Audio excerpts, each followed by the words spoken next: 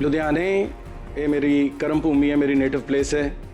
ਮੈਨੂੰ ਇੱਥੇ ਕੰਪਨੀ ਨੇ ਇਸ ਲਾਇਕ ਸਮਝਿਆ, ਇਹ ਰਿਸਪੌਂਸਿਬਿਲਿਟੀ, ਇਹ ਆਨਰ ਦਿੱਤਾ ਹੈ ਕਿ ਮੈਂ ਇਸ ਪੋਜੀਸ਼ਨ ਤੇ ਬੈਠ ਕੇ ਆਪਣੇ ਪੰਜਾਬ ਦੇ ਜਿਹੜੇ ਕਸਟਮਰਸ ਨੇ, ਸਾਡੇ ਜਿਹੜੇ ਕਲਾਇੰਟ ਨੇ, ਪ੍ਰੋਸਪੈਕਟਿਵ ਕਲਾਇੰਟ ਨੇ, ਉਹਨਾਂ ਨੂੰ ਨੈਸ਼ਨਲ ਇੰਸ਼ੋਰੈਂਸ ਵੱਲੋਂ ਵਧੀਆ ਪ੍ਰੋਡਕਟ ਤੇ ਵਧੀਆ ਸਰਵਿਸਿਜ਼ ਪ੍ਰੋਵਾਈਡ ਕਰ ਸਕਾਂ। ਪ੍ਰੀਮੀਅਮ ਵਧਾਉਣ ਗਏ ਤੇ ਆਪਣਾ ਬਿਜ਼ਨਸ ਲਾਸ ਕਰ ਗਏ। ਸੰਦੀਪ ਜੀ, ਮੈਂ ਇਸ ਬਾਰੇ ਕਹਿਣਾ ਚਾਹਾਂਗਾ ਕਿ ਜਿਹੜੇ ਮੋਟਰ ਥਰਡ ਪਾਰਟੀ ਪ੍ਰੀਮੀਅਮ ਨੇ, ਇਹ IRDA ਜਿਹੜੀ ਕਿ ਇੰਸ਼ੋਰੈਂਸ ਸੈਕਟਰ ਦੀ ਰੈਗੂਲੇਟਰ ਹੈ, ਜਿਹੜੀ ਸਾਰੀਆਂ ਇੰਸ਼ੋਰੈਂਸ ਕੰਪਨੀਆਂ ਨੂੰ, ਲਾਈਫ ਨਾਨ ਲਾਈਫ ਦੋਵਾਂ ਨੂੰ ਕੰਟਰੋਲ ਕਰਦੀ ਹੈ। ਦੇਖੋ, ਜਦੋਂ ਤੱਕ ਬਿਜ਼ਨਸ ਵੋਲਿਊਮ ਦੀ ਗੱਲ ਹੈ, ਉਹ ਡੈਫੀਨੇਟਲੀ ਵਧਿਆ ਹੈ। ਵਿਕਟਿਮ ਦੀ ਫੈਮਿਲੀ ਨਾਲ, ਜਿਹੜਾ ਵੀ ਉਹ ਕਲੇਮੈਂਟ ਹੈ, ਉਹਦੀ ਫੈਮਿਲੀ ਨਾਲ ਕੰਟੈਕਟ ਕਰਕੇ ਤੇ ਕੰਪਰੋਮਾਈਜ਼ ਕਰਕੇ ਕਲੇਮ ਇਮੀਡੀਏਟ ਸੈਟਲ ਕੀਤਾ ਜਾਵੇ, ਜਿਹਨੂੰ ਕੋਰਟ ਵੀ ਆਨਰ ਕਰਦਾ। ਜਿਉਂ-ਜਿਉਂ ਵਹੀਕਲ ਪੁਰਾਣਾ ਹੋਏਗਾ, ਉਹਦੇ ਪਾਰਟਸ ਵੀ ਪੁਰਾਣੇ ਹੋਣਗੇ ਤੇ ਉਹਨਾਂ ਨੂੰ ਰਿਪਲੇਸ ਜਦੋਂ ਕਰਨਾ ਹੈ, ਉਹਦੀ ਕਾਸਟ ਜਿਹੜੀ ਅੱਜ ਦੀ ਡੇਟ ਵਿੱਚ, ਉਹ ਤਾਂ ਨਵੇਂ ਦੀ ਅਸੀਂ ਉਹਨੂੰ ਦਿਆਂਗੇ। ਉਹ ਨੋ ਕਲੇਮ ਬੋਨਸ ਜਿਹੜਾ 50% ਪ੍ਰੀਮੀਅਮ ਤੱਕ ਚਲਾ ਜਾਂਦਾ ਜੇ 5 ਸਾਲ ਤੱਕ ਕਿਸੇ ਕਲੇਮੈਂਟ ਇੰਸ਼ੋਰਡ ਨੇ ਆਪਣਾ ਕਲੇਮ ਨਹੀਂ ਕੀਤਾ ਕਾਰ ਦੀ ਪਾਲਿਸੀ ਤੇ। ਸਾਡਾ ਕਦੇ ਵੀ ਮੋਟਿਵ ਪ੍ਰੋਫਿਟ ਮੇਕਿੰਗ ਨਹੀਂ ਰਿਹਾ। We are there for customer service ਤੇ ਅਸੀਂ ਉਸੇ ਤੇ ਹੀ ਬਿਲੀਵ ਕਰਦੇ ਹਾਂ। ਇਹ ਤੇ ਉਸ ਤੋਂ ਇਲਾਵਾ ਕੰਪਨੀ ਨੇ ਕਰੋਨਾ ਕਵਚ ਕਰਕੇ ਇੱਕ ਪ੍ਰੋਡਕਟ ਨਵਾਂ ਲਾਂਚ ਕੀਤਾ ਹੈ।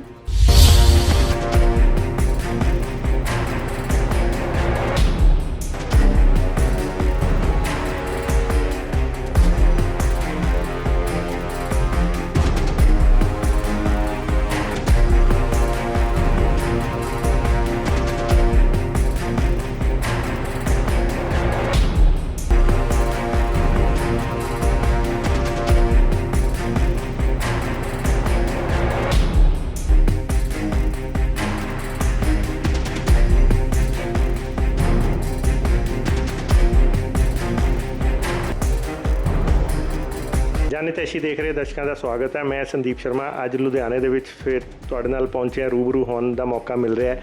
ਜਨ ਜਨ ਕੀ ਬਾਤ ਜਨਹਿਤੈਸ਼ੀ ਕੇ ਸਾਥ ਪ੍ਰੋਗਰਾਮ ਦੇ ਵਿੱਚ ਅਸੀਂ ਅੱਜ ਤੁਹਾਡੇ ਲੁਧਿਆਣੇ ਸ਼ਹਿਰ 'ਚ ਪਹੁੰਚੇ ਹਾਂ, ਨੈਸ਼ਨਲ ਇੰਸ਼ੋਰੈਂਸ ਕੰਪਨੀ ਦੇ ਆਫਿਸ 'ਚ।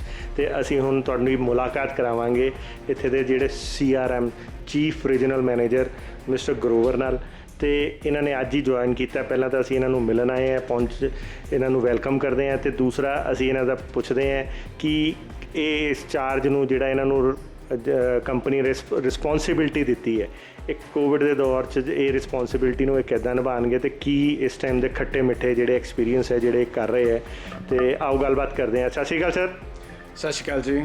ਸਰ, ਪਹਿਲਾਂ ਤਾਂ ਬਹੁਤ ਵੈਲਕਮ ਹੈ। ਤੁਸੀਂ ਲੁਧਿਆਣੇ ਦੇ ਵਿੱਚ ਐਡਾ ਵਧੀਆ ਪੰਜਾਬ ਲਈ ਪੂਰਾ ਚਾਰਜ ਸੰਭਾਲ ਰਹੇ ਹੋ ਔਰ ਕੋਵਿਡ ਦਾ ਦੌਰ ਹੈ, ਪਰ ਸਾਨੂੰ ਪਤਾ ਹੈ ਕਿਉਂਕਿ ਜਨਰਲ ਇੰਸ਼ੋਰੈਂਸ ਕੰਪਨੀ ਹੈ ਔਰ ਤੁਹਾਡੇ ਤੋਂ ਬਹੁਤ ਸਾਰੀਆਂ ਉਮੀਦਾਂ ਹੋਣਗੀਆਂ, ਤੁਹਾਡੇ 'ਤੇ ਲੋਕਾਂ ਦਾ ਬਹੁਤ ਸਾਰਾ ਇੱਕ ਇਸ ਟਾਈਮ 'ਤੇ ਖਾਸ ਕਰਕੇ ਇਮੋਸ਼ਨਸ ਜੁੜੇ ਹੋਣਗੇ ਕਿਉਂਕਿ ਅਤੇ ਤੁਸੀਂ ਇਹ ਸਾਰੀਆਂ ਚੀਜ਼ਾਂ ਕਿੱਦਾਂ ਪੂਰੀਆਂ ਕਰੋਗੇ, ਇਹ ਹੁਣ ਤੁਹਾਡੇ ਲਈ ਵੀ ਇੱਕ ਚੈਲੰਜ ਹੈ। ਅਤੇ ਫਸਟ ਆਫ ਆਲ ਵੈਲਕਮ ਹੈ। ਅਤੇ ਤੁਸੀਂ ਆਪਣੇ ਬਾਰੇ ਥੋੜ੍ਹਾ ਜਿਹਾ ਦੱਸੋ, ਨੈਸ਼ਨਲ ਇੰਸ਼ੋਰੈਂਸ ਕੰਪਨੀ ਬਾਰੇ। Thank you so much. ਮੈਂ ਅਮਨਦੀਪ ਸਿੰਘ ਗਰੋਵਰ ਅੱਜ ਇੱਥੇ ਨੈਸ਼ਨਲ ਇੰਸ਼ੋਰੈਂਸ ਦਾ ਪੰਜਾਬ ਰੀਜਨ ਦਾ ਚਾਰਜ ਲਿੱਤਾ। ਮੈਂ ਨੈਸ਼ਨਲ ਇੰਸ਼ੋਰੈਂਸ ਇੰਡੀਆ ਦੀ ਜਨਰਲ ਇੰਸ਼ੋਰੈਂਸ ਸੈਕਟਰ ਵਿੱਚ ਸਭ ਤੋਂ ਪੁਰਾਣੀ ਕੰਪਨੀ ਹੈ। ਸਿੰਸ 1906 ਇਹ ਕੰਪਨੀ ਇੰਡੀਆ ਵਿੱਚ ਆਪਰੇਟ ਕਰ ਰਹੀ ਹੈ ਅਤੇ ਅਸੀਂ one of the biggest general insurance company ਹਾਂ। ਲੁਧਿਆਣੇ ਇਹ ਮੇਰੀ ਕਰਮ ਭੂਮੀ ਹੈ, ਮੇਰੀ ਨੇਟਿਵ ਪਲੇਸ ਹੈ। ਮੈਨੂੰ ਇੱਥੇ ਕੰਪਨੀ ਨੇ ਇਸ ਲਾਇਕ ਸਮਝਿਆ, ਇਹ ਰਿਸਪੌਂਸਿਬਿਲਿਟੀ, ਇਹ ਆਨਰ ਦਿੱਤਾ ਹੈ ਕਿ ਮੈਂ ਇਸ ਪੋਜੀਸ਼ਨ ਤੇ ਬੈਠ ਕੇ ਆਪਣੇ ਪੰਜਾਬ ਦੇ ਜਿਹੜੇ ਕਸਟਮਰਸ ਨੇ, ਸਾਡੇ ਜਿਹੜੇ ਕਲਾਇੰਟ ਨੇ, ਪ੍ਰੋਸਪੈਕਟਿਵ ਕਲਾਇੰਟ ਨੇ, ਉਹਨਾਂ ਨੂੰ ਨੈਸ਼ਨਲ ਇੰਸ਼ੋਰੈਂਸ ਵੱਲੋਂ ਵਧੀਆ ਪ੍ਰੋਡਕਟ ਤੇ ਵਧੀਆ ਸਰਵਿਸਿਜ਼ ਪ੍ਰੋਵਾਈਡ ਕਰ ਸਕਾਂ। ਅੱਜ ਦਾ ਟਾਈਮ ਸਾਰਿਆਂ ਲਈ ਚੈਲੰਜਿੰਗ ਟਾਈਮ ਹੈ। ਕੋਵਿਡ ਨੇ ਬਿਜ਼ਨਸ ਨੂੰ, ਇੰਡਸਟਰੀ ਨੂੰ, ਸਰਵਿਸਿਜ਼ ਨੂੰ ਬਹੁਤ ਬੁਰੀ ਤਰ੍ਹਾਂ ਇਫੈਕਟ ਕੀਤਾ ਹੈ, ਪਰ ਨੈਸ਼ਨਲ ਇੰਸ਼ੋਰੈਂਸ ਇਸ ਤੋਂ ਹਾਰ ਨਾ ਮੰਨਦੇ ਹੋਏ ਨਵੇਂ ਪ੍ਰੋਡਕਟ ਲਾਂਚ ਕਰਕੇ ਤੇ ਸਰਵਿਸ ਵਿੱਚ ਨਵਾਂ ਇਨੀਸ਼ੀਏਟਿਵ ਲਿਆ ਕੇ ਇਸ ਚੈਲੰਜ ਨੂੰ ਮੀਟ ਕਰਨ ਦੀ ਕੋਸ਼ਿਸ਼ ਕਰ ਰਹੀ ਹੈ। ਤੇ ਆਈ ਐਮ ਸ਼ੋਰ, ਮੈਂ ਕੌਨਫੀਡੈਂਟ ਹਾਂ ਕਿ ਅਸੀਂ ਆਪਣੇ ਕਸਟਮਰਸ ਦੀ ਐਕਸਪੈਕਟੇਸ਼ਨਸ 'ਤੇ ਪੂਰਾ ਉਤਰਾਂਗੇ। ਸਰ, ਮੈਂ ਇੱਕ ਚੀਜ਼ ਪੁੱਛਣਾ ਚਾਹਾਂਗਾ, ਇਸ ਟਾਈਮ 'ਤੇ ਜਿਵੇਂ ਤੁਹਾਡੇ ਜਿਵੇਂ ਨੈਸ਼ਨਲ ਇੰਸ਼ੋਰੈਂਸ ਜਾਂ ਕੋਈ ਵੀ ਇੰਸ਼ੋਰੈਂਸ, ਜਨਰਲ ਇੰਸ਼ੋਰੈਂਸ ਕੰਪਨੀਜ਼ ਹੈ, ਤੁਸੀਂ ਲੋਕਾਂ ਨੇ ਆਪਣਾ ਥਰਡ ਪਾਰਟੀ ਪ੍ਰੀਮੀਅਮ ਬਹੁਤ ਵਧਾ ਦਿੱਤਾ ਹੈ ਅਤੇ ਉਹਦੇ ਨਾਲ ਲੋਕਾਂ ਨੇ ਪੁਰਾਣੀ ਗੱਡੀਆਂ ਦਾ ਇੰਸ਼ੋਰੈਂਸ ਕਰਾਉਣੀ ਹੀ ਬੰਦ ਕਰਤੀ। ਇਹ ਤਾਂ ਉਲਟਾ ਤੁਹਾਡੇ ਲਈ ਇਹ ਨਹੀਂ ਹੋ ਗਿਆ ਕਿ ਪ੍ਰੀਮੀਅਮ ਵਧਾਉਣ ਗਏ ਅਤੇ ਆਪਣਾ ਬਿਜ਼ਨਸ ਲਾਸ ਕਰ ਗਏ। ਸੰਦੀਪ ਜੀ, ਮੈਂ ਇਸ ਬਾਰੇ ਕਹਿਣਾ ਚਾਹਾਂਗਾ ਕਿ ਜਿਹੜੇ ਮੋਟਰ ਥਰਡ ਪਾਰਟੀ ਪ੍ਰੀਮੀਅਮ ਨੇ, ਇਹ IRDA ਜਿਹੜੀ ਕਿ ਇੰਸ਼ੋਰੈਂਸ ਸੈਕਟਰ ਦੀ ਰੈਗੂਲੇਟਰ ਹੈ, ਜਿਹੜੀ ਸਾਰੀਆਂ ਇੰਸ਼ੋਰੈਂਸ ਕੰਪਨੀਆਂ ਨੂੰ ਲਾਈਫ ਨਾਨ ਲਾਈਫ ਦੋਵਾਂ ਨੂੰ ਕੰਟਰੋਲ ਕਰਦੀ ਹੈ, ਇਹ ਰੇਟਸ ਉਹਨਾਂ ਵੱਲੋਂ ਡਿਫਾਈਨ ਕੀਤੇ ਜਾਂਦੇ ਨੇ, ਉਹਨਾਂ ਵੱਲੋਂ ਬਣਾਏ ਜਾਂਦੇ ਨੇ based on experience of previous years ਕਿ ਕਲੇਮਸ ਦਾ ਕੀ ਐਕਸਪੀਰੀਅੰਸ ਹੈ। ਉਹਦੇ ਵਿੱਚ ਐਜ਼ ਇੰਡੀਵਿਜੂਅਲ ਐਜ਼ ਕੰਪਨੀ ਸਾਡਾ ਕੋਈ ਰੋਲ ਨਹੀਂ ਹੁੰਦਾ। ਅਸੀਂ ਤਾਂ ਉਹ ਜੋ ਇਨਸਟਰਕਸ਼ਨਸ ਆਉਂਦੀਆਂ ਨੇ, ਜੋ ਰੇਟਸ ਆਉਂਦੇ ਨੇ, ਉਹਦੇ ਤੇ ਹੀ ਪਬਲਿਕ ਨੂੰ ਅਸੀਂ ਪ੍ਰੋਡਕਟ ਵੇਚ ਸਕਦੇ ਹਾਂ। ਅਸੀਂ ਜੇ ਉਹ ਨਹੀਂ ਮੰਨਾਂਗੇ ਰੇਟ ਤੇ we cannot remain in the business, will be violation of IRDA instructions. Still ਜਿਵੇਂ ਤੁਸੀਂ ਫੀਡਬੈਕ ਤਾਂ ਦੇ ਹੀ ਸਕਦੇ ਹੋ IRDA ਨੂੰ ਕਿ ਸਰ ਇੱਦਾਂ ਇੱਦਾਂ ਹੈਗਾ, ਸਾਡਾ ਬਿਜ਼ਨਸ ਤੁਹਾਡੇ ਹਿਸਾਬ ਨਾਲ ਉਹਨਾਂ ਦੀ ਗਾਈਡਲਾਈਨਸ ਨੂੰ ਫੋਲੋ ਕਰਨ ਨਾਲ ਵਧਿਆ ਜਾਂ ਘਟਿਆ, ਮਤਲਬ ਥਰਡ ਪਾਰਟੀ ਇੰਸ਼ੋਰੈਂਸ ਦਾ? ਦੇਖੋ, ਜਦੋਂ ਤੱਕ ਬਿਜ਼ਨਸ ਵੋਲਿਊਮ ਦੀ ਗੱਲ ਹੈ ਉਹ ਡੈਫੀਨੇਟਲੀ ਵਧਿਆ ਹੈ, ਬਟ ਉਹਦਾ ਇੱਕ ਰੀਜ਼ਨ ਇਹ ਹੈ ਕਿ ਜਿਹੜਾ ਮੋਟਰ ਵਹੀਕਲ ਐਕਟ ਹੈ ਉਹ ਇੱਕ ਬੈਨੇਵੋਲੈਂਟ ਲੈਜਿਸਲੇਸ਼ਨ ਹੈ ਕਿ ਉਹਦੇ ਵਿੱਚ ਜਿਹੜਾ ਵੀ ਕੋਈ ਵਿਕਟਮ ਹੈ ਮੋਟਰ ਐਕਸੀਡੈਂਟ ਦਾ, ਉਹਦੀ ਫੈਮਿਲੀ ਨੂੰ ਇੱਕ ਸਫੀਸ਼ੀਐਂਟ ਕੰਪਨਸੇਸ਼ਨ ਦਿੱਤੀ ਜਾਂਦੀ ਹੈ ਤਾਂ ਕਿ ਉਹ ਫੈਮਿਲੀ ਸਰਵਾਈਵ ਕਰ ਸਕੇ ਆਪਣੇ ਫੈਮਿਲੀ ਬ੍ਰੈਡ ਅਰਨਰ ਦੀ ਐਬਸੈਂਸ ਵਿੱਚ ਵੀ। ਤੇ ਉਹ ਜਿਹੜਾ ਇਹ ਕਲੇਮ ਪ੍ਰੋਸੀਜਰ ਹੈ ਜਾਂ ਜੋ ਇਹਦੀ ਕੰਪਨਸੇਸ਼ਨ ਹੈ, ਇਹ ਨਾਰਮਲੀ ਇੱਕ ਸਫੀਸ਼ੀਐਂਟ ਅਮਾਊਂਟ ਦਿੱਤਾ ਜਾਂਦਾ ਹੈ, ਜਿਹੜਾ ਪ੍ਰੀਮੀਅਮ ਤੋਂ ਤਾਂ ਬਹੁਤ ਕਈ ਗੁਣਾ ਜ਼ਿਆਦਾ ਹੁੰਦਾ ਹੈ। ਇਹਦਾ ਇੰਪੈਕਟ ਇਹ ਪੈਂਦਾ ਹੈ ਕਿ ਉਸ ਪਬਲਿਕ ਜਿਹੜੀ ਸਰਵਿਸ ਹੈ ਉਹਦੇ ਵਿੱਚ rates generally tend to go high, ਕਿ ਉਹਦੇ ਕਾਰਨ ਕਲੇਮ ਕੰਪਨਸੇਸ਼ਨ ਅਮਾਊਂਟ ਜਿਹੜਾ ਇਨਕਰੀਜ਼ ਹੋਣ ਕਰਕੇ ਉਹਦਾ ਇੰਪੈਕਟ ਰੇਟਸ 'ਤੇ ਪੈਂਦਾ ਹੈ। ਬਟ ਇਹ ਹੈ ਕਿ since it is for the benefit of a victim and ਉਹਦੀ ਫੈਮਿਲੀ ਲਈ, ਤੇ ਇਹਦੇ ਵਿੱਚ ਆਫ ਕੋਰਸ ਅਸੀਂ ਵੀ ਕੁਝ ਰੇਟਿੰਗ ਦੇ ਕੁਝ ਨਹੀਂ ਕਰ ਸਕਦੇ, ਲੇਕਿਨ ਹਾਂ ਕੋਸ਼ਿਸ਼ ਇਹ ਹੁੰਦੀ ਹੈ ਕਿ ਇਹਦੇ ਵਿੱਚ ਜਿਹੜਾ ਵੀ ਵਿਕਟਿਮ ਹੈ ਉਹਨੂੰ ਇਮੀਡੀਏਟ ਕੰਪਨਸੇਸ਼ਨ ਦਵਾਈ ਜਾਵੇ। ਕੰਪਨੀ ਦਾ ਇੱਕ ਨਵਾਂ ਇਨੀਸ਼ੀਏਟਿਵ ਹੈ ਕਿ ਹਰ ਮਹੀਨੇ ਦੇ 3rd ਥਰਸਡੇ ਨੂੰ ਇੱਕ ਮੀਟਿੰਗ ਕੀਤੀ ਜਾਂਦੀ ਹੈ ਜਿਹਦੇ ਵਿੱਚ ਅਸੀਂ ਕੋਸ਼ਿਸ਼ ਕਰਦੇ ਹਾਂ ਕਿ ਕੌਂਸੀਲੀਏਟਰੀ ਤਰੀਕੇ ਨਾਲ ਕਿ ਵਿਕਟਿਮ ਦੀ ਫੈਮਿਲੀ ਨਾਲ ਜਿਹੜਾ ਵੀ ਉਹ ਕਲੇਮੈਂਟ ਹੈ ਉਹਦੀ ਫੈਮਿਲੀ ਨਾਲ ਕੰਟੈਕਟ ਕਰਕੇ ਤੇ ਕੰਪਰੋਮਾਈਜ਼ ਕਰਕੇ ਕਲੇਮ ਇਮੀਡੀਏਟ ਸੈਟਲ ਕੀਤਾ ਜਾਵੇ, ਜਿਹਨੂੰ ਕੋਰਟ ਵੀ ਆਨਰ ਕਰਦਾ ਹੈ। ਇੱਕ ਚੀਜ਼ ਹੋਰ ਪੁੱਛਣਾ ਚਾਹਾਂਗੇ, ਡੈਥ ਕੈਪ ਦੇ ਵਿੱਚ ਵੀ ਤੁਹਾਡਾ ਜਿਹੜਾ ਪ੍ਰੀਮੀਅਮ ਹੈ ਉਹ ਦੁਬਾਰਾ ਜਿਉਂ ਵਧੀ ਜਾਂਦਾ ਹੈ, ਮਤਲਬ 5 ਸਾਲ ਤੋਂ ਬਾਅਦ ਤੁਸੀਂ ਉਹਨੂੰ ਮਹਿੰਗਾ ਕਰ ਦਿੰਦੇ ਹੋ, ਜੋ ਕਿ ਕੰਜ਼ਿਊਮਰ ਸਮਝਦਾ ਕਿਤੇ ਨਾ ਕਿਤੇ ਉਹਦੀ ਪਾਕਟ ਤੇ ਹਾਵੀ ਹੈ ਜਾਂ ਇੰਪੈਕਟ ਪਾਉਂਦਾ ਹੈ। ਇਹਦੇ ਤੇ ਕੀ ਕਹੋਗੇ? ਸੰਦੀਪ ਜੀ, ਜਿਹੜਾ ਇਹ ਡੈਪ ਕੈਪ ਪ੍ਰੋਡਕਟ ਹੈ ਬੇਸਿਕਲੀ ਇਹ ਕਵਰ ਕਰਦਾ ਹੈ ਡੈਪਰੀਸੀਏਸ਼ਨ, ਜਿਹੜੀ ਕਿ ਜਦੋਂ ਜਿਵੇਂ ਜਿਵੇਂ ਵਹੀਕਲ ਪੁਰਾਣਾ ਹੁੰਦਾ ਜਾਂਦਾ ਹੈ ਉਹਦੀ ਕਸਾਈ ਅਸੀਂ ਪੰਜਾਬੀ 'ਚ ਕਹਿ ਸਕਦੇ ਹਾਂ, ਜਾਂ ਡੈਪਰੀਸੀਏਸ਼ਨ ਜਿਹੜੀ ਉਹਦੀ ਲਾਸ ਇਨ ਵੈਲਿਊ ਹੈ because of usage, because of age, ਉਹਨੂੰ ਕਵਰ ਕਰਨ ਵਾਸਤੇ ਇੱਕ ਪ੍ਰੋਡਕਟ ਜਾਂ ਇਹ ਜਿਹੜਾ ਐਡ ਆਨ ਹੈ ਡਿਫਾਈਨ ਕੀਤਾ ਗਿਆ। ਜਿਉਂ-ਜਿਉਂ ਵਹੀਕਲ ਪੁਰਾਣਾ ਹੋਏਗਾ ਉਹਦੇ ਪਾਰਟਸ ਵੀ ਪੁਰਾਣੇ ਹੋਣਗੇ ਤੇ ਉਹਨਾਂ ਨੂੰ ਰਿਪਲੇਸ ਜਦੋਂ ਕਰਨਾ ਹੈ ਉਹਦੀ ਕਾਸਟ ਜਿਹੜੀ ਅੱਜ ਦੀ ਡੇਟ ਵਿੱਚ ਉਹ ਤਾਂ ਨਵੇਂ ਦੀ ਅਸੀਂ ਉਹਨੂੰ ਦਿਆਂਗੇ।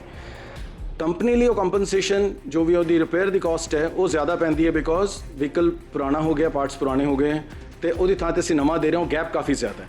ਉਹ ਗੈਪ ਦਾ ਇੰਪੈਕਟ ਜਿਹੜਾ ਉਹ ਪ੍ਰੀਮੀਅਮ ਤੇ ਪੈਂਦਾ ਹੈ, ਵਿਚ is again something not beyond within our means or within our hands to control, ਪਰ ਕਿਉਂਕਿ ਉਹ ਏਜ ਦੇ ਨਾਲ ਰਿਲੇਟਡ ਹੈ ਤਾਂ ਉਹ ਐਸ ਦ ਵਹੀਕਲ ਗੈਟਸ 올ਡਰ ਉਹ ਪ੍ਰੀਮੀਅਮ ਡੈਪ ਕੈਪ ਦਾ ਵੱਧ ਜਾਂਦਾ। ਸਰ ਤੁਹਾਡੀ ਗੱਲ ਤੋਂ ਹੀ ਮੈਨੂੰ ਆਨਸਰ ਤੋਂ ਇੱਕ ਚੀਜ਼ ਪਤਾ ਲੱਗੀ ਕਿ ਜਿਵੇਂ ਤੁਸੀਂ ਕਿਹਾ ਡੈਪਰੀਸੀਏਸ਼ਨ ਤੇ ਰਿਲੇਟਡ, ਉਹ ਤਾਂ ਨੈਕਸਟ ਈਅਰਸ ਦੇ ਵਿੱਚ ਔਨਵਰਡਸ ਹਰ ਸਾਲ ਕਾਰ ਦੀ ਡੈਪਰੀਸੀਏਸ਼ਨ ਘੱਟ ਹੀ ਜਾਂਦੀ ਹੈ ਤੇ ਆਟੋਮੈਟਿਕਲੀ ਉਹ ਜੇ ਪ੍ਰੀਮੀਅਮ ਘਟੇਗਾ ਤੇ ਉਹ ਇੰਸ਼ੋਰੈਂਸ ਘਟੇਗੀ, ਪਰ ਫਿਰ ਉਹ ਪ੍ਰੀਮੀਅਮ ਕਿਉਂ ਵੱਧ? ਸੰਦੀਪ ਜੀ, ਡੈਪਰੀਸੀਏਸ਼ਨ ਇਸ ਲਈ ਘਟ ਜਾਂਦੀ ਹੈ ਕਿ WDV ਜਿਹੜੀ ਹੈ, ਸਪੋਜ਼ ਅੱਜ ਨਵੀਂ ਕਾਰ 5 ਲੱਖ ਦੀ ਖਰੀਦੀ ਹੈ, ਪਹਿਲੇ ਸਾਲ ਉਹਦੇ ਤੇ ਸਪੋਜ਼ X ਅਮਾਊਂਟ ਸੇ 20% ਡੈਪਰੀਸੀਏਸ਼ਨ ਲੱਗੀ 1 ਲੱਖ, ਦੂਸਰੇ ਸਾਲ ਉਹਦੀ ਵੈਲਿਊ ਘਟ ਕੇ ਆ ਗਈ 4 ਲੱਖ, 4 ਲੱਖ ਤੇ ਸਪੋਜ਼ 25% ਲੱਗੀ ਤੇ ਫਿਰ ਉਹ 1 ਲੱਖ ਦੇ ਕਰੀਬ ਬਣ ਗਿਆ।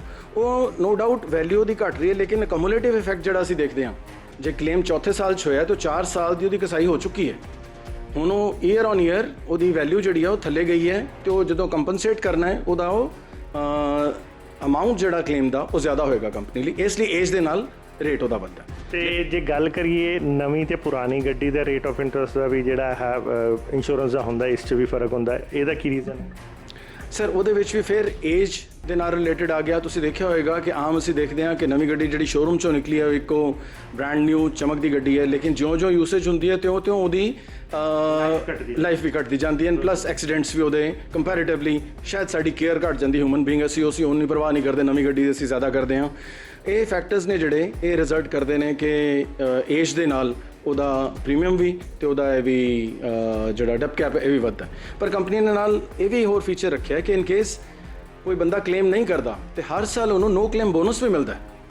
ਉਹ ਨੋ ਕਲੇਮ ਬੋਨਸ ਜਿਹੜਾ 50% ਪ੍ਰੀਮੀਅਮ ਤੱਕ ਚਲਾ ਜਾਂਦਾ, ਜੇ 5 ਸਾਲ ਤੱਕ ਕਿਸੇ ਕਲੇਮੈਂਟ ਇੰਸ਼ੋਰਡ ਨੇ ਆਪਣਾ ਕਲੇਮ ਨਹੀਂ ਕੀਤਾ ਕਾਰ ਦੀ ਪਾਲਿਸੀ ਤੇ 50% ਤੱਕ ਉਹਨੂੰ ਕਲੇਮ ਦੇ ਵਿੱਚ ਪ੍ਰੀਮੀਅਮ ਦੇ ਵਿੱਚ ਰਿਬੇਟ ਮਿਲ ਜਾਂਦੀ ਹੈ ਐਜ਼ NCB। ਇੱਕ ਸਰ ਦੇਖਿਆ ਗਿਆ ਕਿ ਤੁਸੀਂ ਇੱਕ ਇੰਸ਼ੋਰੈਂਸ ਕੰਪਨੀ ਹੋ, ਤੁਹਾਡਾ ਕੰਮ ਹੈ ਇੰਸ਼ੋਰਡ ਕਰਨਾ, ਲੋਕਾਂ ਨੂੰ ਤਸੱਲੀ ਦੇਣਾ ਕਿ ਵੀ ਹੈ ਪਿੱਛੇ ਅਸੀਂ ਬੈਠੇ ਹਾਂ, ਤੁਸੀਂ ਕੰਮ ਕਰੋ। ਪਰ ਜਦੋਂ ਇੰਸ਼ੋਰੈਂਸ ਆਪਾਂ ਵੇਚਦੇ ਹਾਂ, ਮੈਂ ਜਨਰਲ ਇੰਸ਼ੋਰੈਂਸ ਦੀ ਗੱਲ ਕਰਾਂ, ਜਦੋਂ ਵੇਚਣ ਵੇਲੇ ਤੁਹਾਡੇ ਬੰਦਿਆਂ ਦੀ ਜਿਹੜਾ ਗੱਲਬਾਤ ਹੋਰ ਹੁੰਦੀ ਹੈ, ਵੇਚੀ ਜਾਂਦੀ ਹੈ, ਔਰ ਜਦੋਂ ਕਲੇਮ ਲੈਣ ਦੀ ਵਾਰੀ ਹੁੰਦੀ ਹੈ ਉਦੋਂ ਇਹ ਇਲਜ਼ਾਮ ਲੱਗਦੇ ਆ ਲੋਕਾਂ ਵੱਲੋਂ, ਕਸਟਮਰ ਵੱਲੋਂ, ਕਿ ਤੁਸੀਂ ਜਿਹੜੀ ਕੰਪਨੀਆਂ ਹੈਗੀਆਂ ਉਹ ਜਿਹੜੀ ਕਾਰ ਕੰਪਨੀਆਂ ਨਾਲ ਮਿਲ ਕੇ ਪ੍ਰੋਫਿਟ ਮੇਕਿੰਗ ਤੇ ਚੱਲ ਜਾਂਦੇ ਔਰ ਲੋਕਾਂ ਦੇ ਕਲੇਮਸ ਉਹਨੇ ਸੈਟਲਮੈਂਟ ਨਹੀਂ ਹੁੰਦੇ। ਇਹਦੇ ਤੇ ਕੀ ਕਹੋਗੇ? ਸੰਦੀਪ ਜੀ, ਮੈਂ ਕਹਿਣਾ ਚਾਹਾਂਗਾ ਕਿ ਨੈਸ਼ਨਲ ਇੰਸ਼ੋਰੈਂਸ ਇੱਕ ਪਬਲਿਕ ਸੈਕਟਰ, ਇੱਕ ਗਵਰਨਮੈਂਟ ਆਫ ਇੰਡੀਆ ਦੀ ਕੰਪਨੀ ਹੈ। ਸਾਡਾ ਕਦੇ ਵੀ ਮੋਟਿਵ ਪ੍ਰੋਫਿਟ ਮੇਕਿੰਗ ਨਹੀਂ ਰਿਹਾ। We are there for customer service, ਤੇ ਅਸੀਂ ਉਸੇ ਤੇ ਹੀ ਬਿਲੀਵ ਕਰਦੇ ਹਾਂ। ਜਿੱਥੋਂ ਤੱਕ ਇੰਸ਼ੋਰੈਂਸ ਵੇਚਣ ਵੇਲੇ ਤੇ ਕਲੇਮ ਵੇਲੇ ਦੀ ਗੱਲ ਹੈ, ਜਦੋਂ ਇੰਸ਼ੋਰੈਂਸ ਵੇਚੀ ਜਾਂਦੀ ਹੈ, ਅਸੀਂ ਆਪਣੇ ਏਜੰਟਸ ਨੂੰ, ਇੰਟਰਮੀਡੀਏਰੀਜ਼ ਨੂੰ ਅਸੀਂ ਹਮੇਸ਼ਾ ਇਹ ਗਾਈਡ ਕਰਦੇ ਹਾਂ ਕਿ ਕਿਸੇ ਵੀ ਕਸਟਮਰ ਨੂੰ ਤੁਸੀਂ ਗਲਤ ਇਨਫੋਰਮੇਸ਼ਨ ਨਾ ਦਿਓ, ਗਲਤ ਕਮਿਟਮੈਂਟ ਨਾ ਕਰੋ, ਤੇ ਇਹੀ ਕੋਸ਼ਿਸ਼ ਕੀਤੀ ਜਾਂਦੀ ਹੈ ਕਿ ਉਹਨੂੰ ਟਰਮਸ ਕੰਡੀਸ਼ਨਸ ਬਾਰੇ ਸਾਰਾ ਦੱਸਿਆ ਜਾਵੇ। ਤੇ ਮੈਂ ਇਹ ਕਹਿਣਾ ਚਾਹਾਂਗਾ ਕਿ ਸਾਡੀ ਜਿਹੜੀ ਕਲੇਮ ਸੈਟਲਮੈਂਟ ਰੇਸ਼ੋ ਹੈ ਉਹ ਸਾਡੀ 90% ਤੋਂ ਉੱਪਰ ਹੈ। 90% ਤੋਂ ਜ਼ਿਆਦਾ ਜੇ ਅਸੀਂ ਕਲੇਮ ਪੇ ਕਰ ਰਹੇ ਹਾਂ, ਦੈਟ ਮੀਨਸ ਸਾਡੇ ਕਹਿਣੇ ਤੇ ਕਰਨੇ ਵਿੱਚ ਕੋਈ ਫਰਕ ਨਹੀਂ ਹੈ। ਕੁਝ ਕੇਸਿਸ ਐਸੇ ਰਹਿੰਦੇ ਨੇ ਜਿਨ੍ਹਾਂ ਵਿੱਚ ਕੋਈ ਟੈਕਨੀਕੈਲਿਟੀਜ਼ ਹੁੰਦੀਆਂ ਨੇ, ਜਿਹਦੇ ਵਿੱਚ ਵੀ ਕੁਝ ਕੇਸਿਸ ਵਿੱਚ ਮਿਸ ਰਿਪਰੈਜ਼ੈਂਟੇਸ਼ਨ ਵੀ ਹੈ ਇੰਸ਼ੋਰਡ ਦੇ ਪਾਰਟ ਤੇ, ਜਾਂ ਹੋਰ ਫੈਕਟਰਸ ਵੀ ਨੇ ਸਰਕਮਸਟੈਂਸ਼ੀਅਲ, ਜਿਹਦੇ ਕਾਰਨ ਸ਼ਾਇਦ ਕਲੇਮ ਵੇਲੇ ਕੁਝ ਦਿੱਕਤ ਆਵੇ। ਪਰ ਉਹਦੇ ਵਾਸਤੇ ਵੀ ਕੰਪਨੀ ਦਾ ਜਿਹੜਾ ਗ੍ਰੀਵੈਂਸ ਰਿਡਰੈਸਲ ਸਿਸਟਮ ਹੈ ਉਹ ਬੜਾ ਰੋਬਸਟ ਹੈ। ਗ੍ਰੀਵੈਂਸ ਨੂੰ ਅਸੀਂ ਇੱਥੇ ਇਸ ਆਫਿਸ ਦੇ ਵਿੱਚ ਪੂਰੇ ਪੰਜਾਬ ਵਿੱਚ ਜੇ ਕੋਈ ਕਸਟਮਰ ਗ੍ਰੀਵੈਂਸ ਲਾਂਚ ਕਰਦਾ ਹੈ ਤੇ ਉਹ ਮੇਰੇ ਕੋਲ ਰਿਪੋਰਟ ਹੁੰਦੀ ਆ ਕੇ। ਮੈਂ ਪਰਸਨਲੀ ਉਹਨੂੰ ਦੇਖ ਕੇ ਮੈਂ ਉਸ ਆਫਿਸ ਨੂੰ ਐਡਵਾਈਸ ਕਰਦਾ ਕਿ ਹਾਂਜੀ ਇਹਨੂੰ ਇਮੀਡੀਏਟਲੀ ਰਿਜ਼ੋਲਵ ਕਰੋ, ਤਾਂ ਕਿ ਕਸਟਮਰ ਜੇ ਉਹਦੀ ਗ੍ਰੀਵੈਂਸ ਸਹੀ ਹੈ ਤੇ ਉਹਨੂੰ ਇਮੀਡੀਏਟ ਉਹਦਾ ਰਿਜ਼ਲਟ ਮਿਲੇ, ਉਹਦਾ ਕਲੇਮ ਮਿਲੇ। ਇੱਕ ਸਰ ਕੁਐਸਚਨ ਇਹ ਹੈਗਾ ਕਿ ਜੇ ਸਪੋਜ਼ ਕਰੋ 100 ਬੰਦੇ ਅਪਲਾਈ ਕਰਦੇ ਆ ਇੰਸ਼ੋਰੈਂਸ ਲਈ, ਅਪੀਲ ਕਰਦੇ ਆ, ਅਪਲਾਈ ਕਰਦੇ ਆ insurance, I am not talking about claim, insurance ਲੈਂਦੇ ਆ, ਤੇ ਟੈਂਟੇਟਿਵ ਕਿੰਨੇ ਕੁ % ਜਿਹੜੇ ਹੈਗੇ ਆ ਕਲੇਮ ਹੁੰਦੇ? ਸਰ ਇਹਨੂੰ ਅਸੀਂ ਇੰਸੀਡੈਂਸ ਰੇਸ਼ੋ ਕਹਿੰਦੇ ਹਾਂ। ਜਿਹੜਾ ਮੋਟਰ ਵਹੀਕਲਸ ਦੇ ਵਿੱਚ ਹੈ, ਇੰਸੀਡੈਂਸ ਰੇਸ਼ੋ ਸਭ ਤੋਂ ਜ਼ਿਆਦਾ ਹੁੰਦਾ ਹੈ, ਬਾਕੀ ਇੰਸ਼ੋਰੈਂਸ ਵਿੱਚ ਘੱਟ ਹੈ। ਇਹ ਕੈਟੇਗਰੀ ਟੂ ਕੈਟੇਗਰੀ ਵੇਰੀ ਕਰਦਾ ਹੈ। ਇਹ ਤਕਰੀਬਨ 30% ਤੋਂ ਲੈ ਕੇ 40-50% ਤੱਕ ਚਲਾ ਜਾਂਦਾ ਇੰਸੀਡੈਂਸ। ਤੇ ਕਮਰਸ਼ੀਅਲ ਵਹੀਕਲ ਵਿੱਚ, ਮੋਟਰ ਵਹੀਕਲ ਵਿੱਚ you can say this is in this range. ਬਾਕੀਆਂ ਦੇ ਵਿੱਚ ਜਿਹੜੇ ਫਾਇਰ ਤੇ ਹੋਰ ਇੰਸ਼ੋਰੈਂਸਸ ਨੇ ਉਹਨਾਂ ਵਿੱਚ ਇਹ ਇੰਸੀਡੈਂਸ ਰੇਸ਼ੋ ਕਾਫੀ ਘੱਟ ਹੈ, 10% ਦੇ ਆਸ-ਪਾਸ ਹੈ। ਜਿਹੜੀ ਹੈਲਥ ਇੰਸ਼ੋਰੈਂਸ ਹੈ ਉਹਦੇ ਵਿੱਚ ਵੀ ਇੰਸੀਡੈਂਸ ਰੇਸ਼ੋ ਜ਼ਿਆਦਾ ਹੈ, ਬਿਕੋਜ਼ ਅੱਜ ਦੇ ਟਾਈਮ ਵਿੱਚ ਦੇਖਿਆ ਜਾਵੇ ਅਦਰਵਾਈਜ਼ ਜੋ ਹੈਲਥ ਕੰਪਲਿਕੇਸ਼ਨਸ ਵੱਧ ਰਹੀਆਂ ਨੇ ਉਹਦੇ 'ਚ ਇੰਸੀਡੈਂਸ ਰੇਸ਼ੋ ਫਿਰ ਜ਼ਿਆਦਾ ਹੈ। ਕਿੰਨੇ %? ਹੈਲਥ ਵਿੱਚ I can say it's around 50% ਦੇ ਕਰੀਬ ਹੈ।